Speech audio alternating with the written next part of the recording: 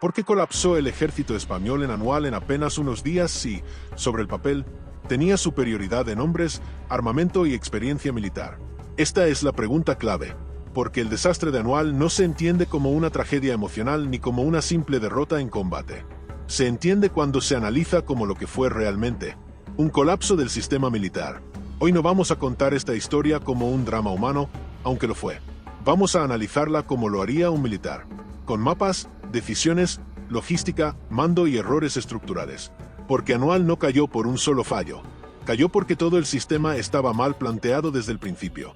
Para entenderlo hay que situarse en el Rif en 1921. Un territorio montañoso, hostil, con pocas rutas transitables y dominado por alturas. Un terreno que favorece siempre al defensor y castiga al que avanza sin control total del entorno. El ejército español decidió avanzar rápido y ocupar posiciones cada vez más alejadas de sus bases principales. La idea era mostrar control, presencia y autoridad. Pero hay una diferencia enorme entre ocupar terreno y controlar terreno. Controlar implica asegurar rutas, abastecimiento, comunicaciones y capacidad de maniobra. Y eso es precisamente lo que no se hizo. Las columnas avanzaban dejando a su espalda una cadena de posiciones pequeñas, aisladas y mal comunicadas. Cada una dependía completamente de convoys para sobrevivir. Convoys que cruzaban terreno hostil, siempre por las mismas rutas y siempre con los mismos horarios. Desde el punto de vista militar, esto es una invitación al desastre. El enemigo no necesitaba enfrentarse al grueso del ejército. Solo tenía que cortar el flujo. Agua, munición, comida. Sin eso, cualquier posición cae sola. Aquí entra el primer gran error estratégico. Se asumió que el enemigo no tenía la capacidad ni la voluntad de atacar de forma sostenida. Se le subestimó. Se pensó que bastaba con presencia militar para imponer control. Pero la guerra que se estaba librando en el Rif no era una guerra convencional. Era una guerra de desgaste, de hostigamiento, de aislamiento progresivo. El mando español avanzó más rápido de lo que su logística podía sostener. Y en guerra, la logística no es un detalle. Es la base de todo. Cuando una fuerza pierde su logística, pierde su libertad de acción. Y cuando pierde la libertad de acción, deja de decidir. Solo reacciona. Eso es exactamente lo que ocurrió en Anual. En lugar de consolidar posiciones, se siguió avanzando. En lugar de concentrar fuerzas, se dispersaron. En lugar de asegurar el suministro de agua, se dio por hecho que siempre habría convoys. Pero, ¿qué ocurre cuando esos convoys dejan de llegar? En ese momento, todo el despliegue empieza a resquebrajarse. No de golpe, sino pieza a pieza. Cada bloqueo aislado es un punto débil. Cada posición sin agua es un reloj en cuenta atrás.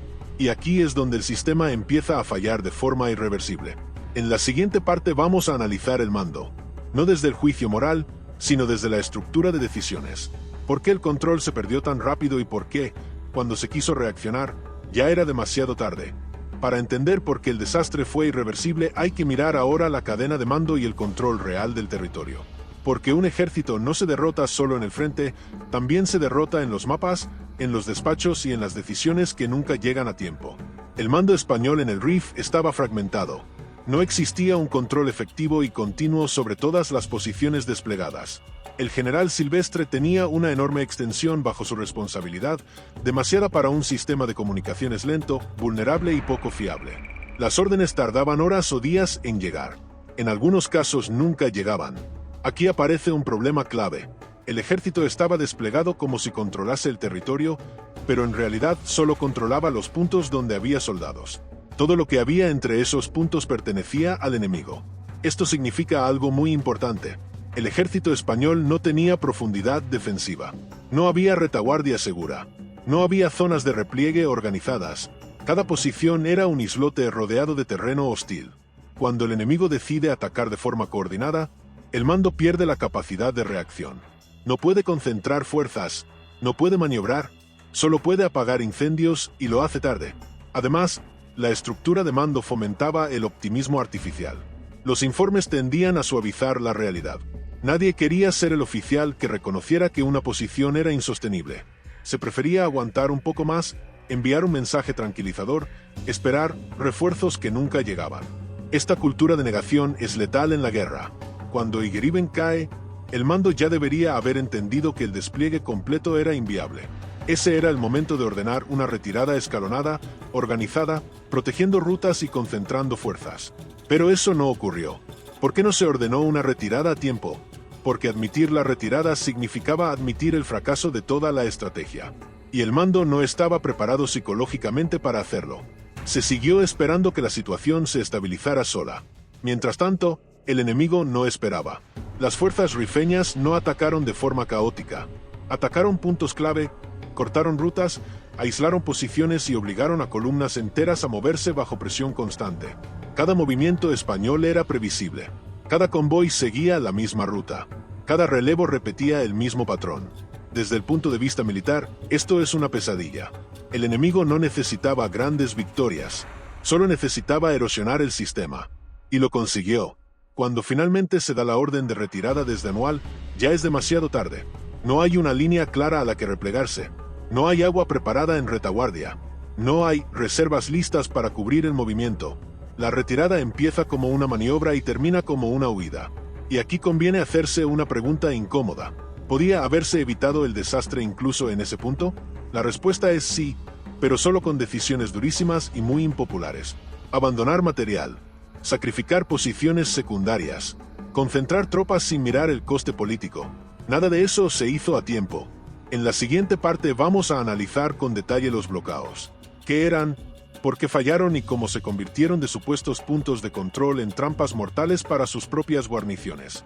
Los bloqueos son uno de los símbolos más claros del desastre, pero rara vez se analizan desde un punto de vista técnico. Se habla de ellos como fortalezas abandonadas, cuando en realidad muchos nunca fueron fortalezas en sentido militar. Un bloqueo es una posición avanzada, pequeña, pensada para controlar un punto concreto del terreno. Pero para que funcione necesita tres cosas esenciales: agua, apoyo cercano y capacidad de evacuación. En el Rif, la mayoría carecía de al menos dos de ellas. Muchos bloqueos se construyeron sin estudiar bien el entorno. Se priorizaba la visibilidad o la rapidez de construcción sobre la defensa real. Algunos estaban dominados por alturas cercanas. Otros no tenían protección natural. Y casi ninguno tenía reservas de agua suficientes para resistir un asedio. Esto no es un detalle menor. Es el error más grave de todos. Un bloqueo sin agua no es una posición defensiva. Es un punto de espera antes del colapso. El mando confiaba en que el enemigo no se atrevería a atacar posiciones españolas de forma directa. Ese fue el error de cálculo más grave. Cuando el enemigo entendió que bastaba con aislarlas y esperar, el sistema se vino abajo. Además, la dispersión de los bloqueos obligaba a dividir las fuerzas disponibles. No había masa crítica para responder a ataques coordinados. Cada posición pedía ayuda, pero ayudar a una significaba abandonar otra. Desde el punto de vista militar, esto es insostenible. Cuando una posición avanzada cae, no solo se pierde terreno, se pierde confianza en todo el sistema.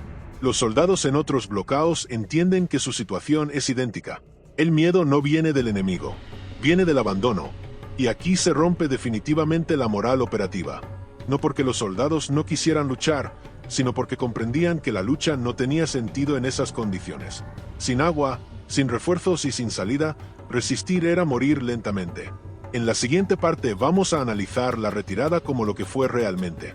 Una operación logística fallida, no una derrota táctica puntual. La retirada desde Anual es uno de los ejemplos más claros de cómo no ejecutar un repliegue militar. No hubo fases claras, no hubo escalones defensivos, no hubo control de tiempos ni de rutas. Una retirada bien hecha requiere planificación previa, rutas aseguradas, puntos de reagrupamiento, protección de flancos. Nada de eso existía. Las columnas se movían bajo presión constante.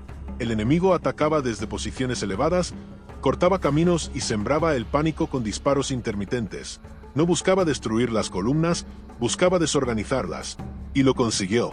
Cuando una retirada se desorganiza, deja de ser una maniobra y se convierte en una reacción instintiva.